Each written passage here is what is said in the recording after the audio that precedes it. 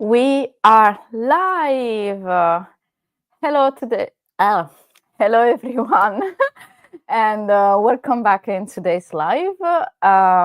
Today we are going to talk about the 24/7 trap, which many founders and business owners are facing, and we're going to see why bad system force actually founder dependency and what actually means in terms of your business value and the possibility to sell your business without exit or just like to step back or scale.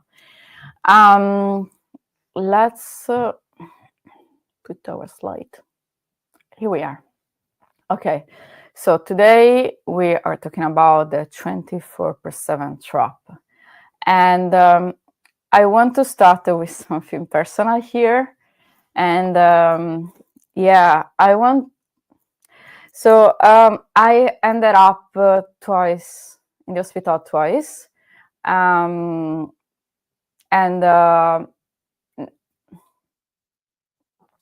Not because I didn't know better, like I didn't know that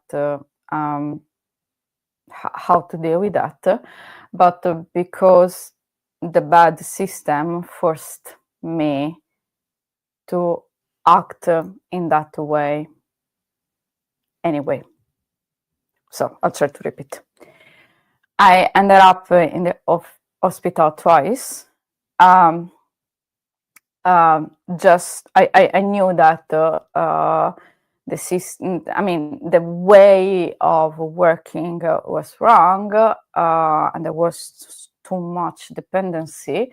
But the bad system forced me to work in that way, and the result is just like for years I worked 24/7 on high stakes international project, and I was dealing day after day with a crisis. So it was a crisis after another crisis. There were these impossible deadline, or like I like to call them unrealistic deadlines, and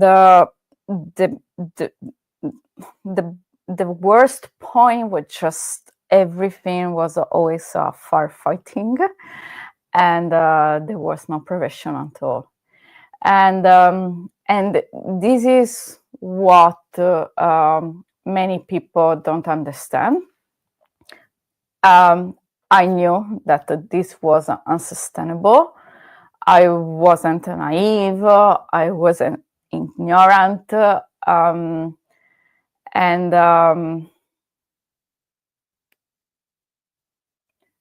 It just like how was the system, like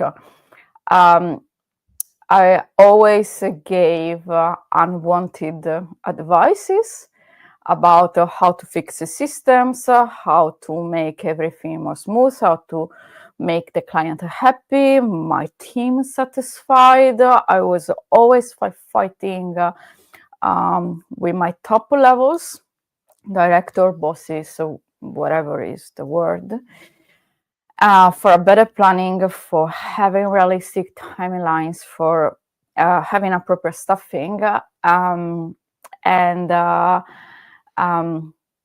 my advices were ignored. And until every time the pattern was always the same, no matter what kind of project I was in, no matter what kind of moment pre-COVID, after COVID we are talking about, the pattern was always the same. I was giving some advices saying like, this is not going as it's supposed to be, and we can do it better. And I was totally ignored until months later, when that crisis actually was happening, the one that I predicted, just exploded. And then suddenly, like my devices were implemented in the system, But at that time, it was too late. And usually it was costing 10%. Sometimes it costs also the client. I remember that in one case, so I have in mind a few cases where the client didn't renovate for the next phase. But in one case, the client even decided to pay the penalty by the terms of the contract and just to not deal with us anymore because it was so frustrated. And it just moved somewhere else. And this is something that, many times people just always forget. They just believe that if you have a contract signed with a client, you're safe. If the contract is saying like that the client is going to stay with you 6 months or 2 years, you think like, okay, I'm safe for 6 months or 2 years. But contract, the good contract always need to have some terms for terminate it earlier. Sometimes we are talking about a time period in advance, that communicate in advance. Many times, especially in my type of projects where the project are part of the business itself, so it's not a game. In that case, there are always penalties. And I had been in one case where the client just had preferred to pay the penalty, so extra money, just to not deal with us anymore. And it's not funny. And it's not only a matter that your revenue is going to be affected, it's also like your reputation fall apart completely, and your team doesn't have a motivation anymore, because of course there's not going to be any good mood. So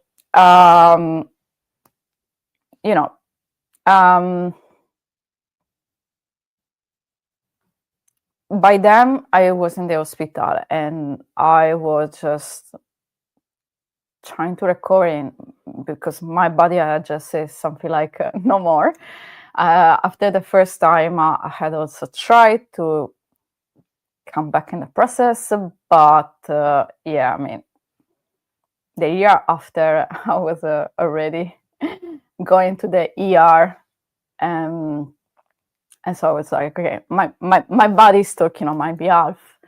And when I was just recovering, I just realized that something was happening to the service business owners. The same trap was happening, like it was everywhere. And 24/7 is not sustainable.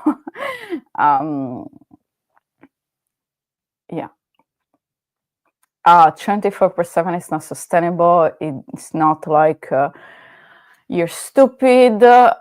It's just like the bad system traps you in any way. And this isn't a founder problem. This is just a system problem. And the good news is you can't change systems.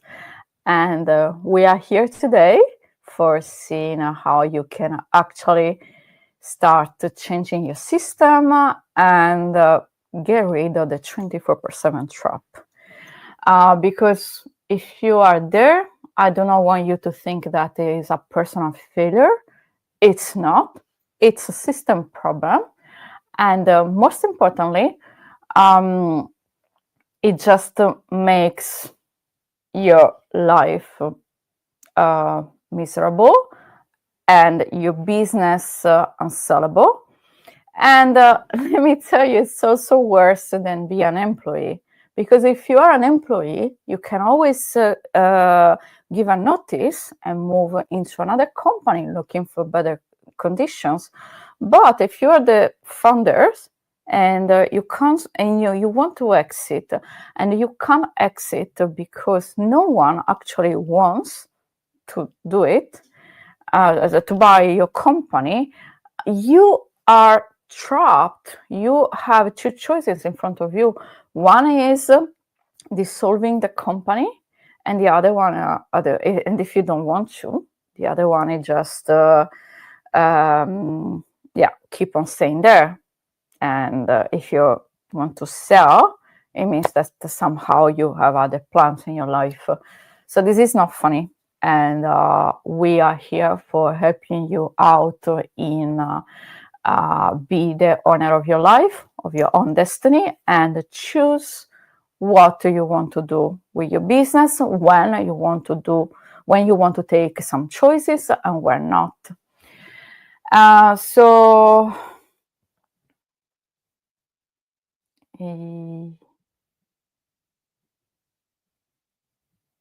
Something happened with my slides.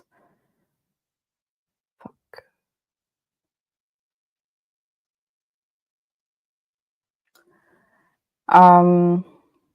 Something is happening with my slides.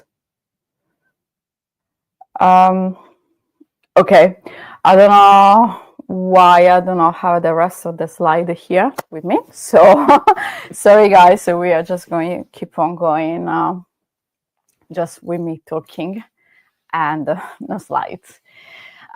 So yeah, I mean, okay.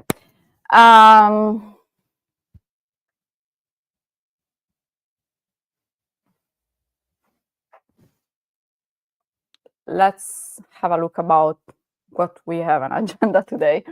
So today we are going to talk about why the founder dependency is a system problem and is not a personal failing. What single point of failure actually means and why buyer won't touch it. And the real cost of being indispensable. So you always need to be available. So what actually means for you, and how to break the 24/7 trap using a crisis prevention framework, which is what I have always done, to be honest. So as a quick engagement here, please, I'm very curious to know, can you take 2 weeks off from your business and going on holiday or vacation? It depends if you are American or British. Please let me know in the comments, because I am very curious. Just say yes or no. And right now, let's go into our life. Okay, it's kind of strange without slide. I'm used to it, but new challenge. So point number one is going to be like founder dependency is a system problems and is not a personal failing problem.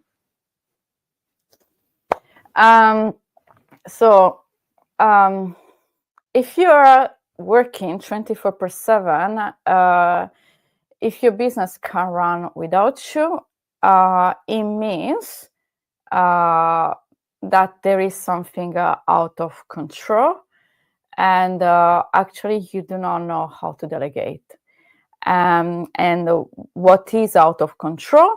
It's the system. The system somehow is broken. And let's see what I actually mean, because when I was working on those high-stake projects, the 24/7 culture wasn't created by individual, because no one actually wanted to work all the time. It was created by a bad system. Examples: understaffing, so the companies wouldn't hire enough people. So the existing teams had to cover like an impossible workflow, because that workflow is supposed to be split with more people. Another one, as I was saying earlier, are like unrealistic deadlines. If the directing people are not talking with the delivery people, and so they do not actually know, for instance, how long it's going to take for doing something. The negotiation at the beginning of the project, so before even the project manager step in, it's wrong, has unrealistic milestones, and it means that in that case, the project is set up for failing from day one. And yeah, I mean, I had been assigned multiple times where the project timeline was completely unrealistic, and everyone knew that was impossible. And you know, even if you try to try a second negotiation later on with the client, not always goes as expected, and you do not have the same margin of discussions as if you take in the same kind of negotiation at the beginning before the first sign off.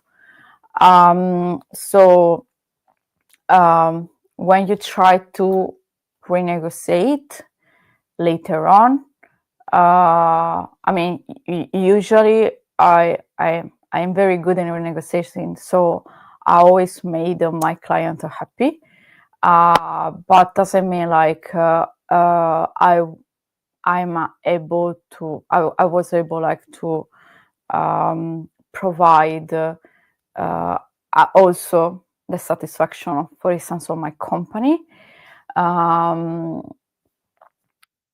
And I know that if I had the opportunity to step in from day one before even the sign off, everything was different. So yeah, I remember one case where I got fired for making the client happy because the company was not happy at all. But yeah, well, it wasn't happy because my boss was not able to renegotiate, and they told me like, you were supposed to fail. I was like, no, client is happy. Yeah, well, whatever. So as you can see, like the problem was in the system, because the system somehow, some of the time, is expecting you for failing, and if you fail, your reputation falls apart. And just keep in mind that when I'm talking about reputation, I'm talking about in terms of the clients, because you are well known for overpromise and underdeliver. And it works also in terms of the people working for you as talents, because they do not want to for work if they know that everything is impossible, or the culture is very toxic and negative. They can't improve themselves. So if you do not pay attention to your reputation, it means that this is not a matter of exit. This is just a matter of your company today.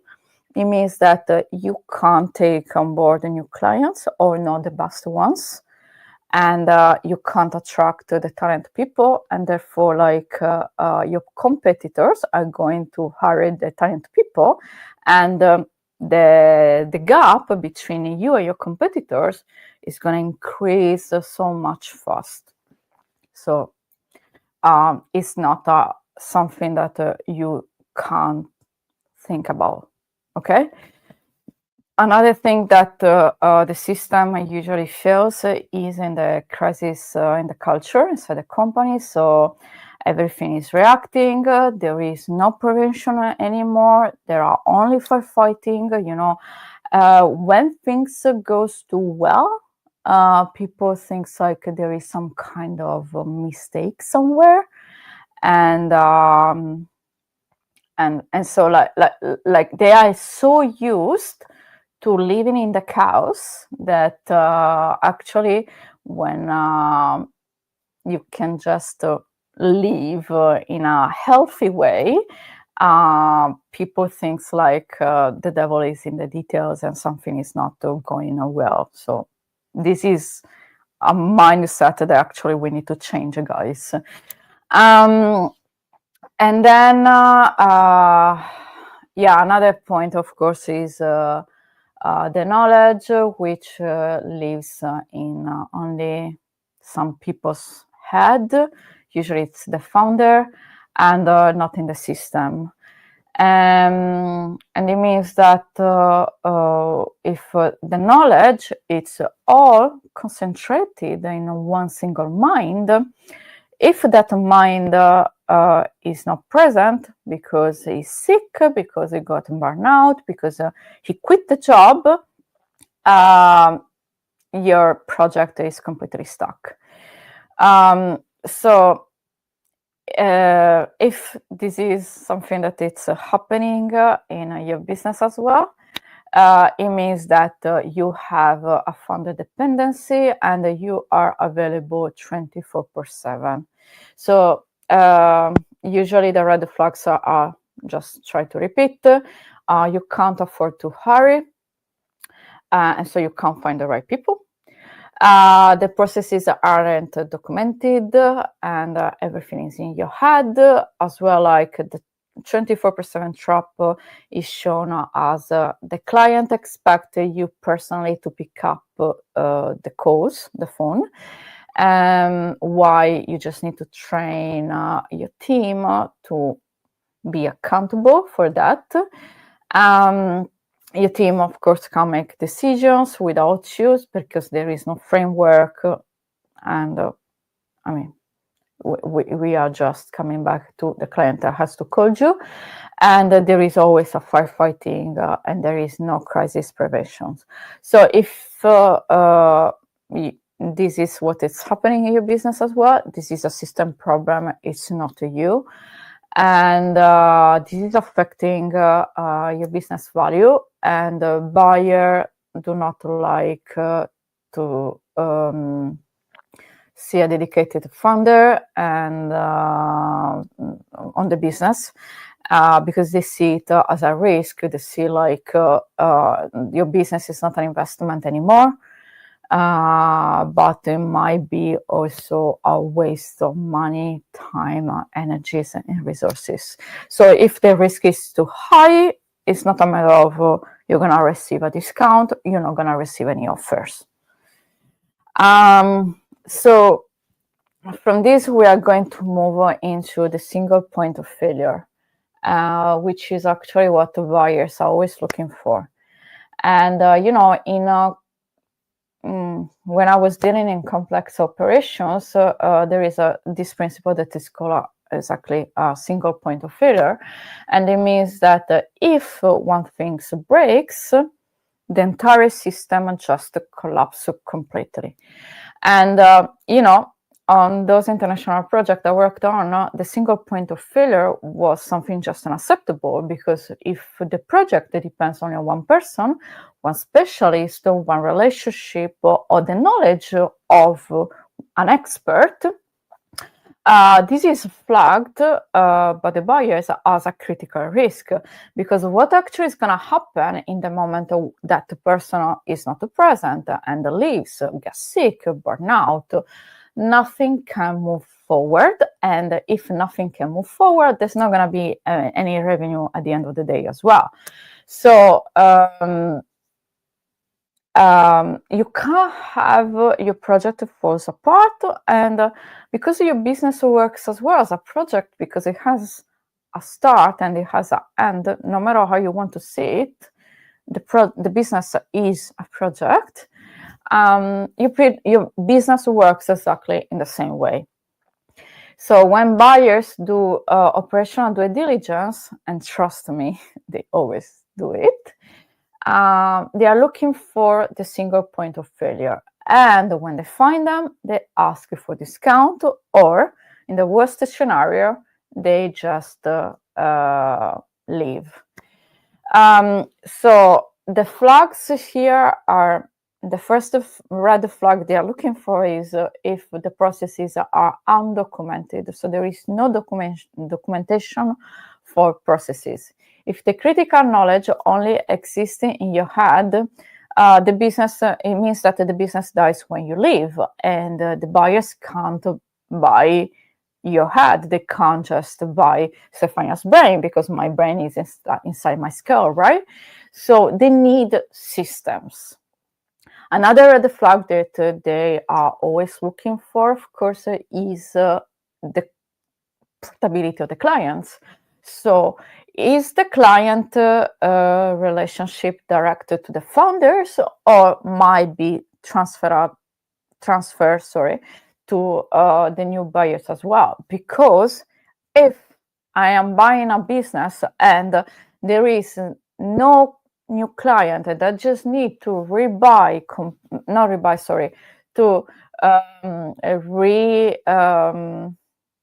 recreate all my client portfolio, this is something that not many buyers are willing to do. They might accept to lose some clients, but we need to see what is the impact of losing those clients inside your revenue. Because usually you can't lose more than 40%. So it's not black and white. As you can see, there are studies that we have to do, but it's important that you're going to be aware of it. The team dependency on the founder is another critical red flag, because if I am a buyer and I'm buying a business and all the team is actually following the founder, so I'm buying a business, I need support, and no one is there for delivering my service, no one is going to buy it. So the buyers wants an independent team. Another red flag is the culture as well. So no crisis culture are accepted, because no one wants to buy like a firefighting environment. You always need to have some kind of prevention system. You need to predict and to mitigate all the conflict you might have. Because in the longer term, it just became unsustainable and maybe also very expensive if you have people that are leaving because the environment, the culture is very toxic. And every time a team member is leaving your company, it means that it's going to take you at least 6 to 9 months to bring the new people to the same level as the one that left. More like it could be even more. This is expensive, because it means that for 6 months you are paying a new salary to a person that actually is not producing what you are expecting. And then, of course, another red flag would definitely be founders that works 24/7. So, of course, this is the biggest issue, because if you're selling, it's, of course, expecting that you're leaving. Maybe you can just join after as a consultant. Sometimes this is what's happening. Definitely there's going to be like a transition period. Usually it might be also 2 years based on what we're talking about. But the buyers needs to be sure that everything is going to work even when you step away. After the acquisition, this is something that you need to guarantee. So when buyers see these red flags, if they see all of them, they are not gonna even do an offer. If they see 1 or 2, they may ask a discount because they need to recover to the impact that the red flag is going to have on the revenue, on the investment that they are doing.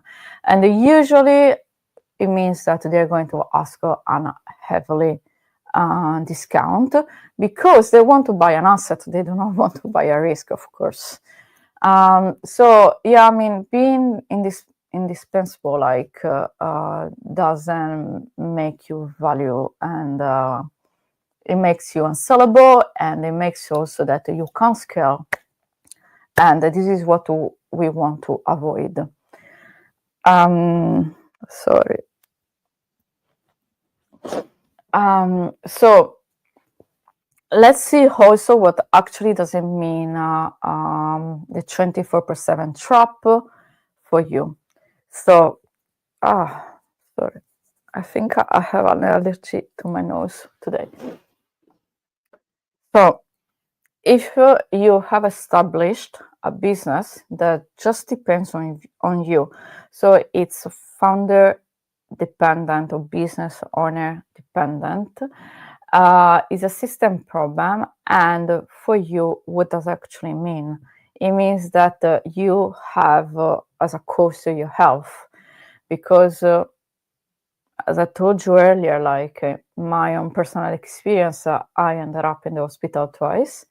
My body forced me to stop because I was ignoring the warning signs. And I know that I'm not alone. And actually, I was reading recently some statistics which says that in UK, 91% of the people have experienced mental health and stress-related issues related to stress. Just think about the number, 91%. It means that if you have 10 people in your team, no one of them is fully okay. No one. You do not have one single person in that team which is fully okay. If you have 20 people, you have one person and a half-ish which is okay. But you understand that this is totally unsustainable. And you can't even lead this type of people. So in the cost number one, of course, is going to be the health. Cost number one is going to be like your team, because if you are the person that always need to be reached for every approval, for every decision, for every problem solving, it means that your team can't grow.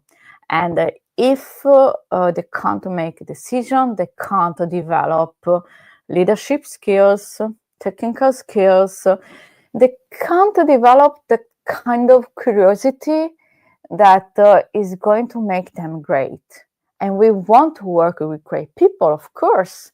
So what happens? Your best people leave, and you're not attracting the best people anymore. And you can't deliver great results, which your competitor can. So the business value of your business, of your company, is always going to be less than whatever your competitor can offer to the market. And this is like a marketing issue. It's a reputation issue, and you need to solve it today. Like, you can't wait. Another cost for you, of course, is your growth, because if you can't make free time in your calendar, if you can't have a white slot inside your calendar, where are you going to put like the new clients? You can't actually manage new project, new clients, new opportunity. You can't expand into new markets. You need to, in order to grow, to scale, you need to make a free time for dealing with whatever new you're putting in your agenda. Because at the end of the day, time is something that we can control, and we always have 24 hours per day. We always have only 7 days in a week, And if it's already too busy, you can't just put anything new on top of it. So system can scale, founders can't. The last cost, of course, it's kind of related with your health, but it's your life, because if you are on holiday, if you went to the beach and you would just check in the email from the beach, this means that you do not have the focus for all the other pillars that make someone healthy. And the pillars are like work, friends, family, love, sport,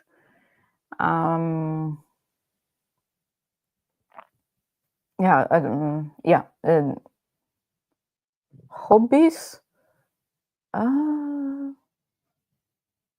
Is there something else? I don't remember right now. I'm missing it. Well, but you get what I want to say here. And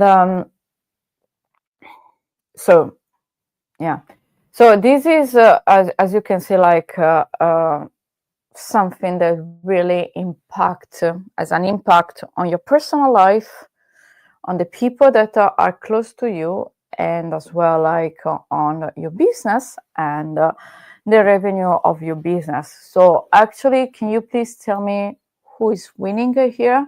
Because I can't see any winner. So the 24/7 trap is killing your exit value, of course, but deeply is killing you. So this is not a matter of, I mean, like, let's be honest. Thinking about the exit, it just means that you are going to structure your company, your business in a way that is the top level possible. But it's just something that works better for you. So when I say like exit, it doesn't necessarily mean that you need to sell tomorrow, but just means that you are building something that really supports your life and is not consuming it. So I think like these are real enough reasons for start thinking in an exit way. You can't actually think about it at the end. There are some things that if they are not set up correctly at the beginning, later on you can't just do too much. You can fix, but there are some limits. So wherever you are, it's always good to think at the exit from day one in a way that you set up everything correctly. And so you can scale, you can think about yourself, your beloved, and so on. So let's try now to break in the 24/7 trap. And I want to show you quickly the crisis prevention framework. So the good news is that you can't just broke the 24/7 trap, but you can do it by working harder or trying to delegate better without having any strategy, any system on your back. Everything is going to work in the moment where there is an audit, there are some analysis which allows you to create an action plan that actually works for your bespoke situation, because everyone is unique, so you can't just copy the other ones. At least this is not what we do in Exit Strategy. We provide the services that are going to be bespoke for you. So let's see how to break this trap. Step number one is identify your single point of failure that we said buyers are looking for. So take 30 minutes this week or next one, but I suggest you this week, better this weekend, when your mind should be free, and try to list what can actually, what can only you do inside your business. So what are the situations that you are the only one that can manage them? What kind of knowledge exists only in your mind, in your head, so no one else can today have access to it? With which clients are depending on you personally? So which are the clients that are always calling you and they do not want to deal with anyone inside the company? And also have a thought about the decisions required as a risk assessment. So what kind of decisions actually might have a big impact if you are not there? And you do not need to do it for myself. You just need to do it for you, for your people, and for your business. But be honest, because if you are not listing everything correctly, if you try to take shortcuts, I mean, then the final result is not going to be 100% accurate as you want. And again, no one is winning. The step number 2 is going to be documentation first and delegation second.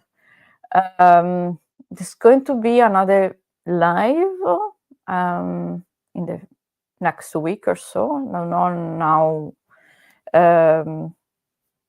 I mean, the next live is going to see more deeply what the documentation first means and delegation secondly means.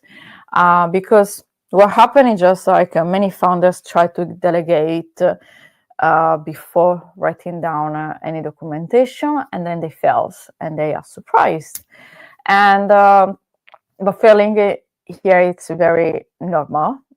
There's nothing out of order here, because if the process just exists in your head, no matter how hard you're trying to explain something to someone, you can't just explain everything at once. If you think like that,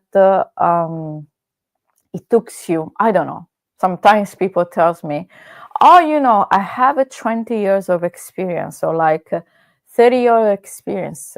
So this is coming from all my experience. And I get it, but do you have 35 years to explain it to someone else?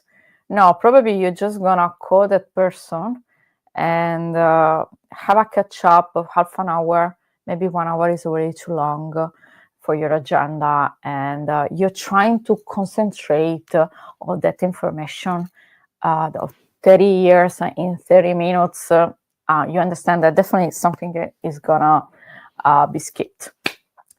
So if you start documenting,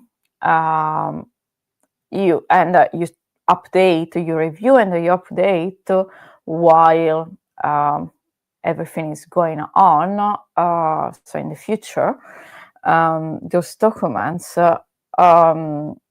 you are aligning everyone on what is supposed to be done, what good is supposed to be like, and all those things.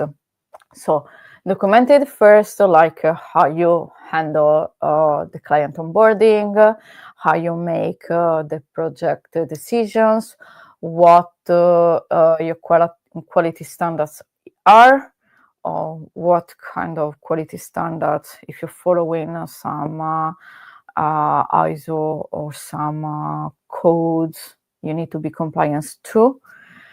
And how also you solve problems, because there's gonna be always some problem to solve. So you just, it's good to have it documented. And then once it's documented, you can start thinking about delegating, because people knows what kind of step they need to follow, and they are not doing any assumptions, and they are not figuring out what is in your mind, but they can read your mind, you know. Then another things that you can do is build decision frameworks. and also like understand what the other people can approve and what can't approve.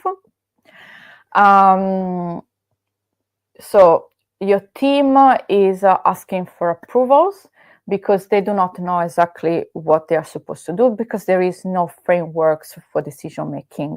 So instead of having something like check with Stefania, create some documents that actually are going to say, if you have this budget, you can approve it in this way. If the client is like this, you can communicate in this way. If you have this problem to solve, follow A. If you are in X, follow B. If you are in Y, or escalate to the founder if you are in Z. So there are always something that is going to make your people's life easier. And then there is another thing, is the vacation test.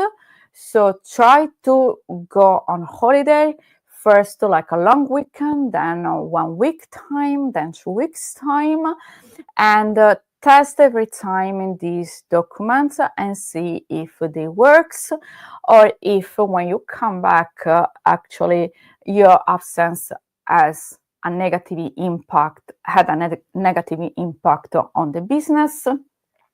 And as a last one, I want you to think about a crisis prevention, because we do not want firefighting situations.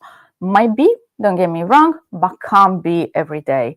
As I always say, like, it's okay to have a bad day. It's not okay to have a bad life. So, okay, crisis might happen, but we need to have also good days for having a good life. As you in the crisis, you can do, for instance, like weekly team catch up, identifying issues, project post-mortem for knowing from mistakes or that you have already done or mitigated in the past. You can try to read the signings, because warnings are everywhere. Nothing happens overnight, no hurricane. And try to listen to feedbacks as well. Because as I said, I was trying to give feedbacks, advices, they were not listened. And then when the crisis happened, it was too late, and it cost a lot, like 10 per or even more. And gosh, another time, 15 minutes. I'm very sorry for the problem with the slides.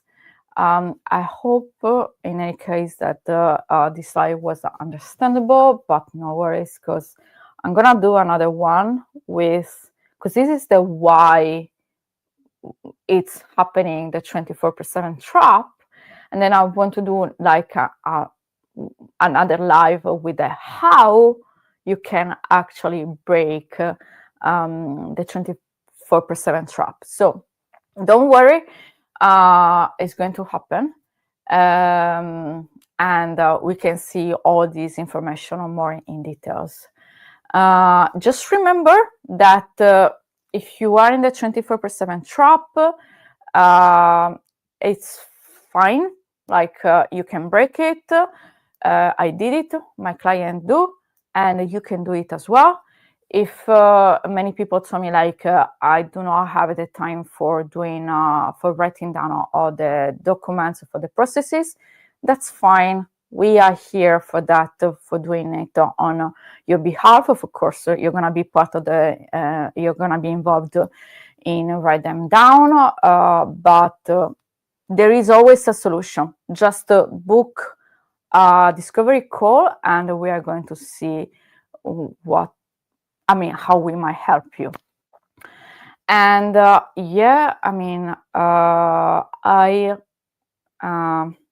close here. If you have any questions, please feel free to DM me. You can find me as a Stefania Arca on LinkedIn, or you can find us at www.internationalexitstrategy.com. Fill the contact form, or over there you're going to find also my calendar for booking a free call with me. And so, yeah, I mean, whatever question you have, book a call or feel free to send me a DM. I just ended the live here. Grazie. Thank you so much for had been here with me. I hope that today's live resonates. We all with you, and we are gonna catch up very soon. Take care of yourself. Take care of your people. Take care of your business. And remember, you do not have to be trapped forever, and the system can change. Remember once more, it's okay to have a bad day. It's not okay to have a bad life. See you in the next live, and ciao!